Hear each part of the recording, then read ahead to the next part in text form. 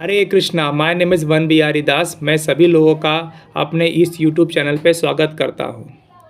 दोस्तों, अक्सर मेरे मांसाहारी नॉन वेजिटेरियन फ्रेंड्स हमेशा एक प्रश्न करते हैं कि आप लोग कहते हैं कि नॉनवेज खाना गलत है क्योंकि उसमें लाइफ होती है। तो ज़रा ये बताइए कि जो आप ये पेड़ पौधे खाते हैं, जो वेजिटेबल खाते हैं, लीफ खाते हैं, तो सब्जियां खाते हैं, क्या इसके अंदर लाइफ नहीं होती क्या? साइंस तो कहता है कि इसके अंदर भी लाइफ होती है। तो आप कहाँ से वेजिटेरियन हैं? आप भी तो नॉन वेजिटेरियन ही खा रहे हैं, तो हमें क्यों रोक रहे हैं?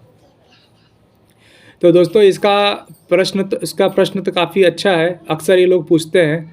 तो दोस्तों, इसका जवाब ये है, देखिए, एक बात तो सत्य है कि हर एक एक्शन का अपना एक कर्म होता है। Every action have a Karma.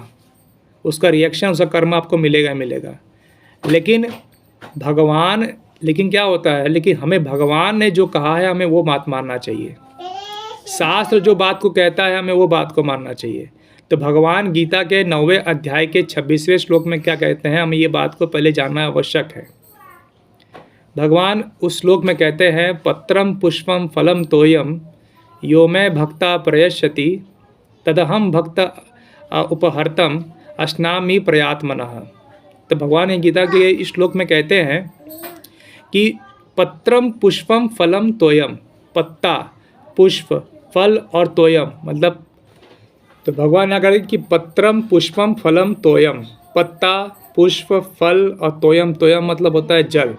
तो पत्रम पुष्पम फलम तोयम यो मैं भक्ता प्रयश्यति तदहम भक्त उपहर्तम अश्नामि प्रयात्मनः।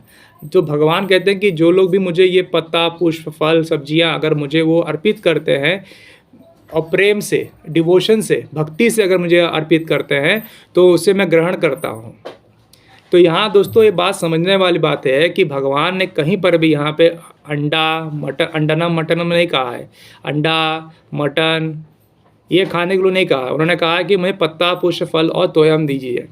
कुछ नहीं है आपके पास, फल नहीं है, सब्जी नहीं है, तो कम से कम पानी तो कम से कम प्रेम से मेरे को चढ़ाइए, मैं उससे भी प्रसन्न हो जाता हूँ। भगवान ने कहीं भी अंडा, मछली, मटन, चिकन खाने को नहीं बोला है। तो भगवान ने अगर हमें कहा है कि मैं यहाँ पे वेजिटेरियन खाता हूँ, तो उनके जो भक्त हैं, अनुयायी हैं, हमें भी वेजिटेरियन फूड ही खाना चाहिए क्योंकि भगवान को प्रसन्नता है। जैसे कि मतलब राजा को जो पसंद हो प्रजा को वही करना चाहिए। उसी प्रकार इस संसार के जो राजा हैं वो भगवान श्री कृष्ण हैं, भगवान हैं, जो ही भगवान को आप मानते हो। और वो भगवान कह रहे हैं कि मुझे नॉनवेज फूड पसंद नहीं है, तो फिर आप नॉनवेज फूड खाएंगे तो आप राजा को नाराज़ करेंगे। देखिए, ठीक है, तो ये बात को पहले तो आप समझिए इस बात को।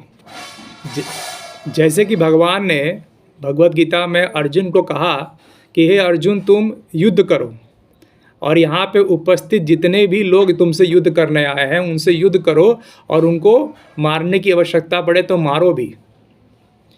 तो यहाँ पर भगवान कह रहे हैं कि मारो।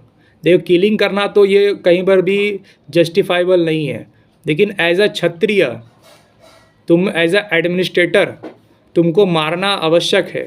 जैसे कि हमारे फौज जो है, हमारे बॉर्डर पे जो दूसरे देश के आर्मी को जान से मारते हैं, अगर वो नहीं मारेंगे तो वो बाजू वाले देश के आर्मी हमारे देश के अंदर आके ज़मीनों को और लोगों पे कब्जा कर लेंगे।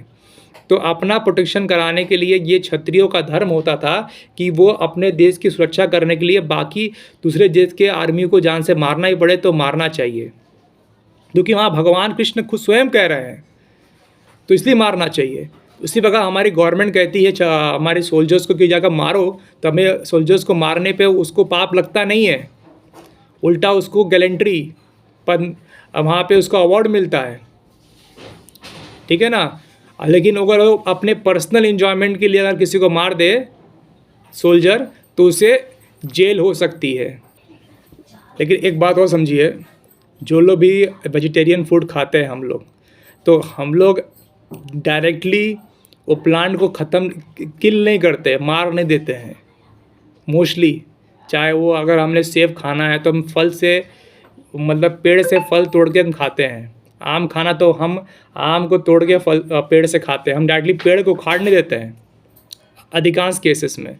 लेकिन कुछ केसेस में है जहाँ पर मान लीजिए हम आलू हो गया या कुछ लीफ के जो सब्जियाँ हैं, साग या बाकी चीज़ें, तो उस केस में हम लोग को जड़ से उखाड़ना पड़ता है, तो वो एक्ट ऑफ किलिंग आता है। लेकिन फिर भी क्योंकि भगवान हमें रिकमेंड कर रहे हैं कि आपको वेजिटेरियन फूड खाना है, तो ये आपके लिए बन जाता है स्वधर्म। देखिए भगवान कहते हैं गीता में कि अगर आप स्वधर्म करते हुए अगर आप मृत्यु को भी प्राप्त होते हैं तो भी आपको उत्तम गति प्राप्त होती है। लेकिन अगर आप परधर्म कर रहे हैं, उसमें आप बहुत उन्नति भी प्राप्त कर रहे हैं, तो भी आपके लिए अच्छा ठीक नहीं है। तो भगवान हमें स्वधर्म क्या बताते हैं कि हमें क्या खाना चाहिए, हमें वेजिटेरियन फूड खाना चाहिए, ये हमारे लिए क्या है, स्वधर्म है। लेकिन अगर हम नॉन वेजिटेरियन फूड खाते हैं तो ये हमारे परधर्म है। और कैसे दोस्तों, भगवद गीता के 3 अध्याय के 13वें श्लोक में भगवान कहते हैं, यज्ञ शिष्टा असिनो संतो मुच्यन्ति सर्व किल विषय भुजन्ति ते त्वं पापा पचन्ति ही आत्म कारणात्। तो वहाँ कहते हैं कि यज्ञ शिष्टा असिनो संतो मुच्यन्ति सर्व किल विषय, जो लोग भी यज्ञ में जो भी खाना पकाते हो उसे भगवान को भोग लगाते हो, मतलब यज्ञ के समान करते हो, तो वो भोजन जो है मुच्यन्ते सर्व किल विषय, सारे पापों से आपको मुक्त कर देता है। भुजन्ते ते ध्वम पाप पचन्ते ही आत्म कारणात्। लेकिन जो लोग अपने इंद्रिय भोग के लिए भोजन खाते हैं, वो उनका कहते हैं कि निश्चित रूप से पाप खाते हैं। मतलब भगवान को भोग लगाए बिना अगर आप कोई भोजन करते हैं, खाते हैं, तो आप पाप खाते हैं।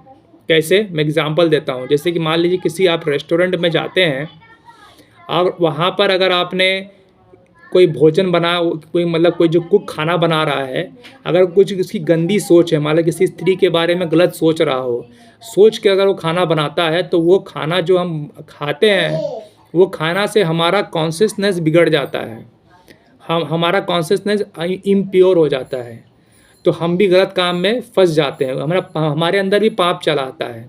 लेकिन जब भगवान को भोग लगाते हैं, ये भगवान कहते हैं कि मुझे पत्रम पुष्पम फलम तोयम, मुझे ये पत्ता पुष्प फल और तोया मेरे को खाने को पसंद है, तो आप मुझे वो दीजिए। जब हम वो चीज़ भगवान को भोग लगाते हैं, तो वो जब हम उसके भगवान को भोग लगाने के बाद जब हम उसे पाते हैं, खाते हैं, तो वो हमारा कॉन्शियसनेस, हमारे माइंड को काफ़ी प्योर कर देता है।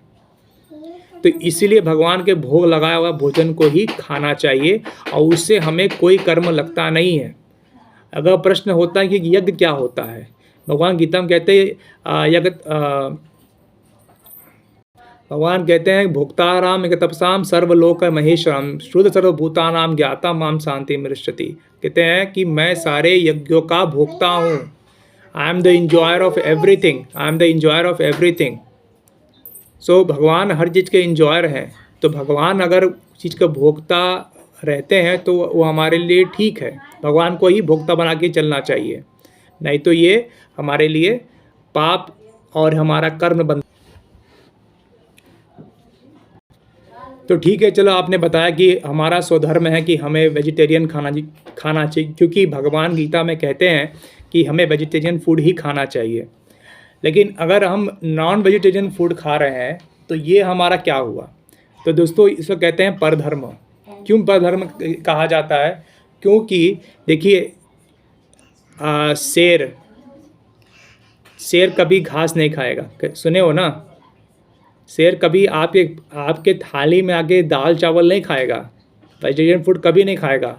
उसका स्वधर्म है कि वो दूसरे जानवर को ही मार के खाएगा, वरना वो नहीं खाएगा, भूखे मर जाएगा। लेकिन इंसान वेजिटेरियन फूड खाते हैं, वो खा सकते हैं जब तक कि बहुत ज़्यादा आवश्यकता ना पड़े। मान लीजिए कहीं आप ग्रीनलैंड, आइसलैंड, कहीं ऐसी जगह पे कहीं फंस गए हैं जहाँ आपको खाने के लिए कुछ भी चीज़ें व्यवस्था नहीं है, वहाँ पर आप चाहे तो नॉन वेजिटेरियन फूड खा सकते हैं, वो भी सिर्फ खाली जिंदा रहने के लिए, ठीक है। लेकिन आपका स्वधर्म है, भगवान ने गीता में स्पष्ट कर दिया है कि आपको वेजिटेरियन फूड ही खाना है। और आपका अगर नॉन वेजिटेरियन फूड खाते हैं तो नॉन वेजिटेरियन फूड, मांसाहार आपके लिए परधर्म है, और परम धर्म का पालन करना आपके लिए कतई भी अच्छा नहीं है। परधर्म के पालन करने से आपके जीवन में और आपको कर्म लगेगा। ठीक है, तो होप मैंने आपके क्वेश्चंस के आंसर दिए होंगे। कोई और प्रश्न है तो कृपया आप मेरे कमेंट बॉक्स में या कमेंट जाके प्रश्न कर सकते हैं। ठीक है, तो आज से ही वेजिटेरियन बनिए, नॉन वेजिटेरियन को छोड़ दीजिए। हरे कृष्णा।